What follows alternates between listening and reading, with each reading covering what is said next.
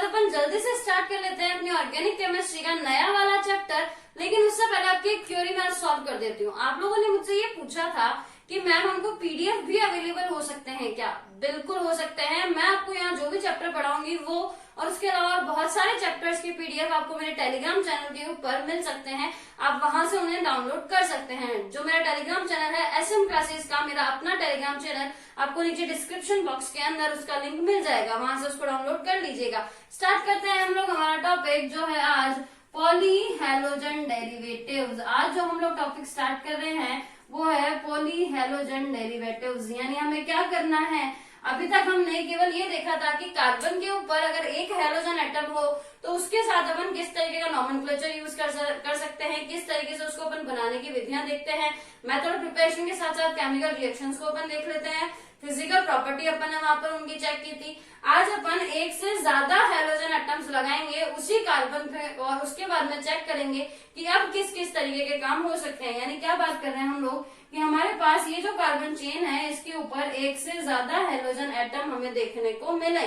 अब जरूरी नहीं है कि ये जो हैलोजन एटम है वो पास पास वाले कार्बन पर हो, एक ही कार्बन पर हो, फर्स्ट और लास्ट कार्बन पे हो, किसी भी तरीके का अरेंजमेंट हमें यहाँ पर देखने को मिल सकता है। और साथ ही साथ जरूरी ये भी नहीं है कि दो ही हैलोजन एटम हो, तीन भी हो सकते हैं। एक ही कार्बन पर चार भी हो सकते हैं, दो भी हो सकते हैं, तीन भी हो सकते हैं। इसी बेस पे अपन इन पॉली हैलोजन डेरिवेटिव्स जिनको अपन ये बोलेंगे कि अगर किसी भी हैलोजन एटम्स को अपन नंबर में बढ़ा देते हैं, उसकी संख्या को बढ़ा करके कार्बन के ऊपर उसको ज्वाइंट करने का काम करते हैं, तो जो मॉलिक्यूल्स हमारे पास बन के आते हैं उनको हम पॉली हैलोजन डेरिवेटिव्स कहते हैं। इनको अपन तीन कैटेगरी के अंदर पढ़ेंगे।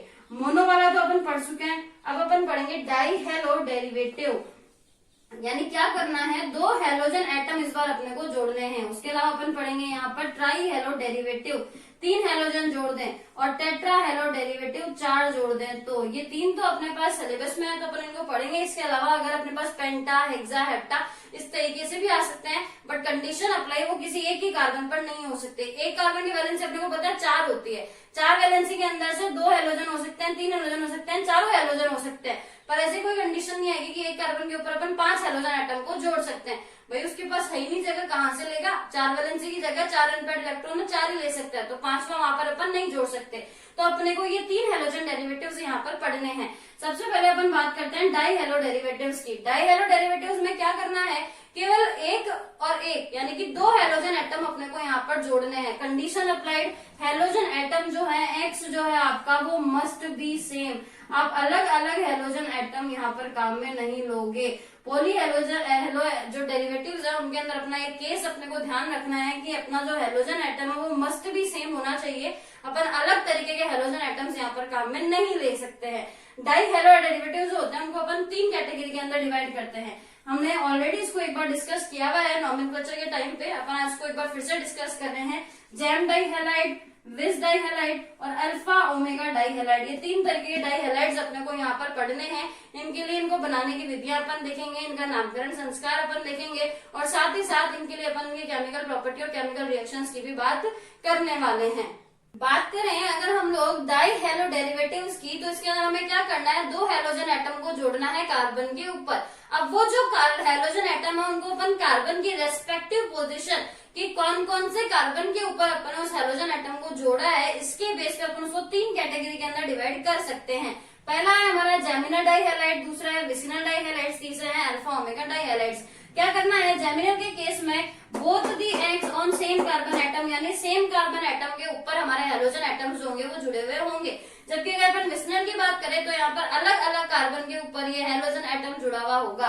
अल्फा ओमेगा की बात करें तो टर्मिनल यानी फर्स्ट और लास्ट इन दोनों कार्बन के ऊपर आपका हैलोजन एटम जो होगा वो जुड़ा हुआ होगा। एग्जाम्पल की अगर अपन बात करें तो देखो ये रहा कार्बन एटम, इस कार्बन एटम के ऊपर हमने दोनों हैलोजन एटम्स को जोड़ा हुआ है। एक ही कार्बन पर दोनों हैलोजन एटम को यहाँ पर जोड़ा गया है। जबकि अगर अपन बात करते हैं विसिनल की, तो इसके अंदर 2 पास पास वाले एडजेसेंट कार्बन के ऊपर हमने दोनों हैलोजन एटम को जोड़ा हुआ है। जबकि बात की जाए अल्फा ओमेगा डाई हैलाइड की, तो यहाँ पर नजर आ रहा है फर्स्ट और लास्ट यानी कि टर्मिनल कार्बन के ऊपर हमने हेलोजन एटम्स को यहाँ पर जोड़ा हुआ है। अल्फा ओमेगा के अलावा अगर हमारे पास में मान लो 1-3 पोजीशन आ जाती है, टर्मिनल कार्बन पे नहीं आती, तो वो एक अलग कैटेगरी के आ जाएंगे जिनको अपन नॉर्मल आईयूपी इसी तरीके से ही नॉमेनक्लेचर को करेंगे। इसी के साथ अपना ये जो इनका क्लासिफिकेशन है वो यहाँ पर खत्म हो जाता है। बात करते हैं पहले टॉपिक जेमिनल डाई हैलाइड्स की। स्टार्ट करते हैं हम लोग जेमिनल डाई हैलाइड्स के नॉमेनक्लेचर के साथ, यानी कि नामकरण संस्कार करना है। बुला लो पंडित जी को, दे दो दक्षिणा। दक्षिणा किसको दोगे? गूगल को। गूगल को दक्षिणा दो और पूछ लो जल्दी से। अब वो वाले पंडित जी का जमाना तो बचा नहीं, तो क्या करना है, दक्षिणा देने के अंदर। अब दक्षिणा में क्या होता है, एक तो पंडित जी नाम निकालते हैं और दूसरा घर के सारे लोग मिलकर अपनी तरफ से अलग अलग नाम निकालते हैं। वो जो घर के लोग प्यार से नाम बुलाते हैं ना, वही वाला नाम अपने कॉमन नेम सिस्टम में आता है। और जो पंडित जी ऑथराइज्ड करके जाते हैं कि यही नाम रहेगा, वो नाम आपका यूपीएससी नेम कहलाता है। तो कॉमन नेम की अगर हम बात करते हैं जेमिनल डाई हैलाइड्स के लिए, तो उस कंडीशन में इनको बोला जाता है एल्काइलिडीन डाई हैलाइड्स। जबकि अगर आईयूपीएससी की बात करें तो ये हो जाएंगे आपके 1,1 dichloro die halo alkane. Hello में जो भी हो आपके पास, क्लोरो ब्रोमो आयोडो, उसके अकॉर्डिंग आप इसका नोमेनक्लेचर कर सकते हैं। एग्जांपल हमने लिया है यहाँ पर, ये देखिए ये कितने नंबर ऑफ कार्बन हमें यहाँ पर नजर आ रहे हैं, 2। 2 कार्बन के लिए वर्ड क्या काम में लेते हैं, एथ, यानी नाम क्या जाएगा इस बार, एथ। देखो एल्काइलिडीन लिखना है अपने को, वहां लिखा है एल्काइलिडीन डाई हैलाइड्स लिखना है। एल्क अपने पास आ चुका है कि वो एथ है, बाकी पीछे सब एज इट इज। एथाइलिडीन डाई, अब हैलाइड कौन सा है आपके पास में, क्लोरीन है। क्लोरीन है तो क्या लिखेंगे अपन, क्लोराइड। एथाइलिडीन डाई क्लोराइड, इसका अपने पास में नाम आ जाएगा। अगर बात करें आईयूपीएसी सिस्टम की, तो देखो 1-1 पोजीशन पे ही तो आपका क्लोरीन जुड़ा हुआ है। अपन नंबरिंग यहीं से स्टार्ट करेंगे, ये 1 है, ये 2 है। 1,1 डाई क्लोरो और 2 कार्बन की चेन यानी कि इथेन, 1,1 डाइक्लोरो इथेन, अपने पास इसका यूपीएससी नेम आ जाएगा। अब बात करते हैं कि किन किन मेथड्स के थ्रू अपन इनको बना सकते हैं। अगर बात की जाए बनाने की विधियों के लिए कि हम लोग इनको किन किन मेथड्स के थ्रू बना सकते हैं, तो पहला मेथड हमारे पास आता है कार्बोनिल कंपाउंड की हेल्प से हम इनको बना सकते हैं। कार्बोनिल कंपाउंड यानी कि एल्डिहाइड और कीटोन। एल्डिहाइड और कीटोन की हेल्प से अपन इन कंपाउंड को बना सकते हैं। देखते हैं कैसे। रिएजेंट जो हमें यहाँ पर काम में लेना है वो है या तो आप PCl5 का मॉलिक्यूल काम में ले लो, या फिर फास्फोरस के साथ में X2 हेलोजन को अपन यहाँ पर काम में ले सकते हैं। रिएक्शन देखिए किस तरीके से होती है। ये हमारा कंपाउंड है, ये आपको दिख रहा है कि ये कार्बोनिल ग्रुप है। इस कार्बोनिल ग्रुप के साथ में हमने दोनों कंडीशन डाली है। अगर दोनों पे मैथिल होती है, कार्बन की दोनों वैलेंसीज जो है वो मैथिल ग्रुप कंप्लीट करता है, तो उस कंडीशन में हम इसको कीटोन बोल देंगे। अगर एक वैलेंसी हाइड्रोजन से कंप्लीट होती है तो उस कंडीशन में अपन इसको एल्डिहाइड बोल देंगे। यानी एल्डिहाइड या कीटोन दोनों में से किसी के साथ भी अपन इस रिएक्शन को करवा सकते हैं। रिएक्शन में PCl5 के साथ अपन ने रिएक्ट करवाया, होगा क्या, देखो ये वाला POCl3 का मॉलिक्यूल हमारा बाहर निकलेगा। हमको पता है फास्फोरस की बॉन्डिंग ऑक्सीजन के साथ बहुत अच्छी होती है, तो ये POCl3 का मॉलिक्यूल हमारा यहाँ से बाहर निकल जाएगा। कार्बन की 2 वैलेंसी फ्री होगी, उन दोनों वैलेंसी को दोनों क्लोरीन जो है वो अप्रोच कर जाएंगे और कुछ इस तरीके के कंपाउंड हमारे पास बनकर के आएंगे। अगर आपने कीटोन काम में लिया होगा तो CH3 आ जाएगा, अगर आपने एल्डिहाइड काम में लिया होगा तो हाइड्रोजन यहाँ इस कार्बन की एक वैलेंसी को कंप्लीट करने के काम आएगा। दोनों क्लोरीन हमारे एक ही कार्बन पर आकर के अटैच हुए हैं तो बन तो गया जेमिनल डाई हैलाइड। तो इस तरीके से अपन जेमिनल डाई हैलाइड को बना सकते हैं। दूसरे मेथड की अगर हम बात करें तो वो होता है कि क्लोरोफॉर्म के रिडक्शन से या एल्काइन के थ्रू हम लोग इसको किस तरीके से बना सकते हैं, वो अपन जल्दी से देख लेते हैं। अगर बात करें कि एल्काइन के थ्रू हम लोग जेमिनल डाई हैलाइड को किस तरीके से बना सकते हैं, तो यहाँ जो रिएजेंट हमें काम में लेना है वो है HBr, हाइड्रोजन ब्रोमाइड। आप यहाँ पे क्लोराइड या और भी जो आप लेना चाहते हो, जिस टाइप का कंपाउंड बनाना चाहते हो वो काम में ले सकते हो। तो HCl या HBr का हम लोगों को एडिशन करवाना होता है एल्काइन के ऊपर, वो भी मार्कोनिकॉफ के रूल के अकॉर्डिंग। मार्कोनिकॉफ का रूल हमें ध्यान है कि डबल बॉन्ड के ऊपर या ट्रिपल बॉन्ड के ऊपर हाइड्रोजन वहां जाकर के जुड़ता है जहां हाइड्रोजन पहले से ज्यादा हो, और जो हमारा न्यूक्लियोफिलिक पार्ट है वो वहां जाकर जुड़ता है जहां हाइड्रोजन पहले से कम हो। रूल अपन ऑलरेडी डिस्कस कर चुके हैं, इसका एक्सप्लेनेशन दे चुके हैं, आप पिछले वीडियो में जाकर के इसको चेक कर सकते हैं। देखो HBr का अपन एडिशन करवा रहे हैं इस एल्काइन के ऊपर। जो एल्काइन हमने ली है वो है एसिटिलीन, या फिर यूं कहते हैं कि एथाइन हमने यहाँ पर काम में लिया है। इस एथाइन के अंदर क्योंकि दोनों तरफ हाइड्रोजन है तो आप बॉन्ड पोलैरिटी किसी भी तरफ दिखा सकते हैं। मान लिया हमने यहाँ पर दिखाई है, या आप ये कह सकते हैं कि दोनों तरफ हाइड्रोजन का नंबर सेम है तो आप किसी भी कार्बन के ऊपर ब्रोमीन का अटैक करवा सकते हैं। HBr का हमने अटैक करवाया इस कार्बन के ऊपर, हमने जो बॉन्ड के इलेक्ट्रॉन्स यहाँ पर डाले हैं वो इधर वाले कार्बन के ऊपर डाले हैं। इस कार्बन के ऊपर बॉन्ड के इलेक्ट्रॉन डालने का मतलब इस पे आया है नेगेटिव चार्ज।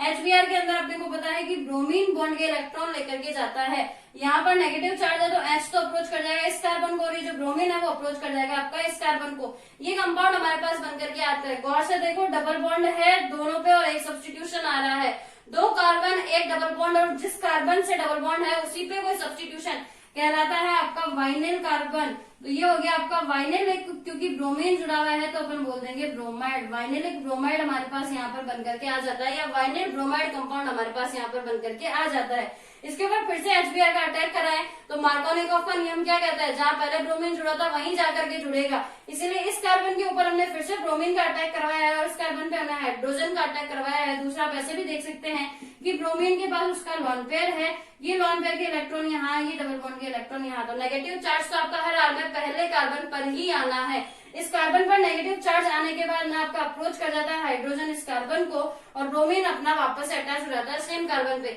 एक कार्बन पर दोनों ब्रोमीन आकर के जुड़े हुए हैं तो आपका बन गया जेमिनल डाइहैलाइड। नाम लिखना चाहते हो, 2 कार्बन है, एथाइलिडीन हो जाएगा, एथाइलिडीन डाई ब्रोमाइड, या फिर आप बोल सकते हो 1,1 डाई ब्रोमो एथेन। IUPAC और कॉमन दोनों नेम हम इसका लिख सकते हैं। तीसरा जो मेथड हमारे पास आता है वो आता है कि हम लोग जो क्लोरोफॉर्म होता है उसके रिडक्शन से भी इस टाइप के कंपाउंड को बना सकते हैं। मतलब प्रिपरेशन की जो है कि क्लोरोफॉर्म से हमको बनाने हैं जेमिनल डाइहैलाइड्स। क्लोरोफॉर्म क्या होते हैं, CHCl3 टाइप के कंपाउंड अपने क्लोरोफॉर्म होते हैं। ट्राई हैलोजन डेरिवेटिव है, अभी थोड़ी देर बाद में अगले वीडियो लेक्चर में हम लोग इसको भी डिस्कस करेंगे। तो देखो क्या करना है, ये क्लोरोफॉर्म है अपना, इस क्लोरोफॉर्म के अंदर हम लोग को इसका रिडक्शन करवाना है। रिडक्शन हम करवा रहे हैं FeH2O से, इसके साथ रिडक्शन करवाएंगे तो ये वाला जो Cl है इसकी जगह पे हाइड्रोजन आ जाएगा, और ये वाला जो Cl है वो हाइड्रोजन के साथ बाहर निकल जाएगा। HCl का मॉलिक्यूल बाहर आ जाएगा, एक कार्बन के ऊपर 2 क्लोरीन, सेम कार्बन के ऊपर 2 क्लोरीन हमारे पास आ रहे हैं, तो जेमिनल डाइहैलाइड्स हमारे पास बनके आ जाएंगे। रिएक्शन के अंदर टोटल 2 हाइड्रोजन हमारे कंज्यूम हुए हैं। रिडक्शन को दिखाने का हमारा ये साइन होता है, तो पता चल जाता है कि रिएक्शन के अंदर रिडक्शन हुआ है, और रिडक्शन होने के कारण क्लोरोफॉर्म से एक Cl का मॉलिक्यूल बाहर निकल करके CH2Cl2 1,1 डाई क्लोरोमेथेन जैसे कंपाउंड बनाता है, और HCl का मॉलिक्यूल हमारा बाहर निकल जाता है। अब बात करते हैं इन जेमिनल डाइहैलाइड के लिए फिजिकल प्रॉपर्टीज की, कि इनके भौतिक गुण किस किस प्रकार के इनमें पाए जाते हैं। देखो अब बात करते हैं अपन इनकी फिजिकल प्रॉपर्टी की। तो फिजिकल प्रॉपर्टी में अपन सबसे पहले बात करते हैं फिजिकल स्टेट की, कि आखिर किस अवस्था के अंदर ये पाए जाते हैं। तो ये सब आपके लिक्विड स्टेट के अंदर मिलते हैं, द्रव अवस्था के अंदर मिलते हैं। कलर की बात करें तो ये सब कलरलेस होते हैं, और अगर ऑर्डर की बात करें तो स्वीट स्मेलिंग होते हैं, यानी इनके लिए अपन बोल सकते हैं कि ये स्वीट स्मेलिंग कलरलेस लिक्विड है। इसके बाद अगर अपन इनकी रिएक्टिविटी की बात करें तो एल्किल हैलाइड के कंपैरिजन में, यानी जहां पर कार्बन के साथ एक हैलोजन एटम होता था उनके कंपैरिजन में इनकी रिएक्टिविटी जो होती है वो कम होती है, वो ज्यादा रिएक्टिव होते हैं, ये कम रिएक्टिव होते हैं, कारण आप रेजोनेंस से देख सकते हैं। और जो सबसे इंपॉर्टेंट बात आती है इनकी डेंसिटी को लेकर के, वो ये है कि ये वाटर से भी ज्यादा हैवी एलिमेंट्स अपने पास आते हैं, हैवी मॉलिक्यूल्स अपने पास ये बनकर के आते हैं। वाटर के कंपेयर में ज्यादा डेंसिटी को रखने के कारण ये लेस रिएक्टिव भी हो जाते हैं, जबकि एल्किल हैलाइड की बात करें तो इनकी रिएक्टिविटी कंपैरेटिवली हमारे पास में ज्यादा आती है। अब बात करते हैं फिजिकल प्रॉपर्टी के बाद इनकी केमिकल प्रॉपर्टीज की, उसके साथ ही केमिकल रिएक्शंस को भी अपन यहाँ पर देख लेते हैं।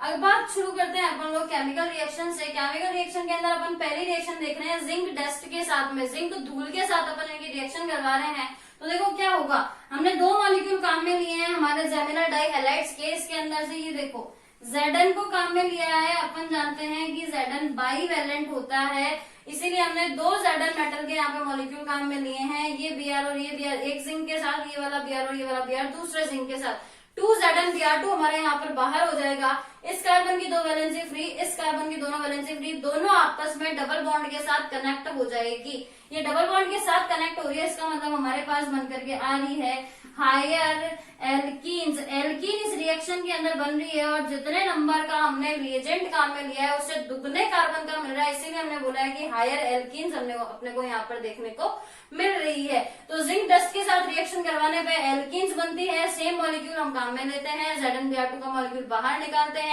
इसके बाद इसकी सेकंड रिएक्शन को अपन चेक करते हैं।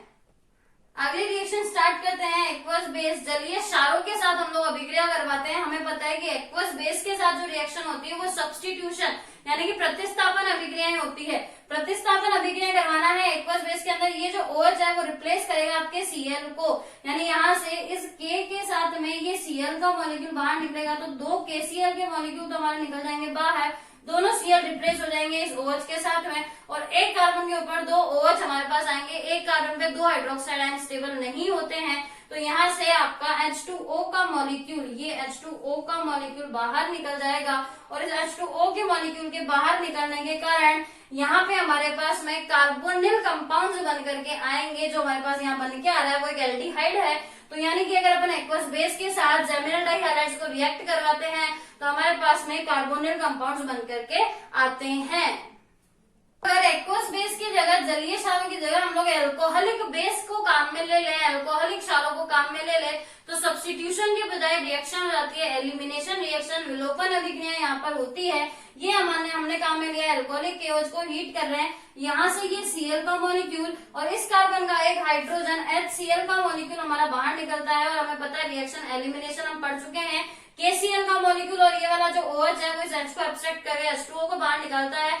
देखने में लगता है कि KCl बाहर निकला होगा, लेकिन वाकई में रिएक्शन के जो बाई प्रोडक्ट होते हैं वो आपके H2O होता है साथ में अपना। और इसके बाद में देखो जैसे ही यहाँ से क्लोरीन और एक हाइड्रोजन बाहर निकला, अपने पास में बन के आ चुका है डबल बॉन्ड। डबल बॉन्ड और ये वाला जो हमको वापस नजर आ रहा है, 2 कार्बन एक डबल बॉन्ड एक सब्स्टिट्यूशन वापस से बन चुका है आपका वाइनेलिक क्लोराइड। इस वाइनेलिक क्लोराइड के ऊपर अगर अपन सोडामाइड NaNH2 सोडामाइड को अगर अपन रिएक्ट करवाते हैं, हम जानते हैं कि सोडामाइड एक बेस होता है, तो ये बेस क्या करता है, यहाँ से हाइड्रोजन को एब्स्ट्रैक्ट करता है और ये Na जो है वो यहाँ से Cl को एब्स्ट्रैक्ट करता है, तो ये NaCl का मॉलिक्यूल यहाँ से बाहर निकल जाता है। ये NH2 यहाँ से हाइड्रोजन को एब्स्ट्रैक्ट करके NH3 का मॉलिक्यूल बाहर निकाल जाता है।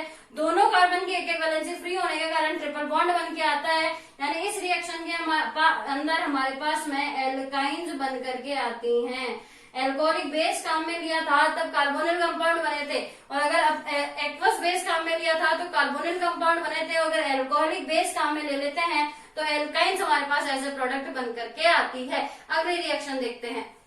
अगर हम लोग KCl के साथ में रिएक्ट करवाते हैं जेमिनल डाइहैलाइड को, तो उस कंडीशन के अंदर ये KCl के मॉलिक्यूल यहाँ से बाहर निकल जाते हैं, और ये जो साइनाइड है वो आपके इस कार्बन पे जाकर के जुड़ जाते हैं। जो कंपाउंड हमारे पास बन के आते हैं वो डाइनाइट्राइल्स या डाइसाइनाइड्स कहलाते हैं। देखो ये डाइनाइट्राइल्स पे ही रिएक्शन खत्म नहीं होती है, इन डाइनाइट्राइल्स को अगर आगे हाइड्रोलाइज करवाया जाए तो रिएक्शन का प्रोडक्ट बदल जाता है। साइनाइड के ऊपर पानी डालना है, C ट्रिपल बॉन्ड N है, इसके ऊपर अपने को पानी डालना है, पानी की बोतल मत खाली कर देना। पानी डालने का मतलब है H2O से इसको अपने को रिएक्ट करवाना है। H2O में बॉन्ड पोलैरिटी अपने को पता है इस तरीके से होती है, OH पे नेगेटिव चार्ज आता है, H पे पॉजिटिव चार्ज आता है। कार्बन नाइट्रोजन के अंदर देखो नाइट्रोजन की तरफ बॉन्ड के इलेक्ट्रॉन शिफ्ट होंगे, क्योंकि नाइट्रोजन ज्यादा इलेक्ट्रोनेगेटिव होता है कार्बन के कंपैरिजन में। तो अब अपन क्या करने वाले हैं, सारे बॉन्ड ब्रेक करेंगे। मैं आपको एक एक बॉन्ड यहाँ पर ब्रेक करके दिखाती हूँ।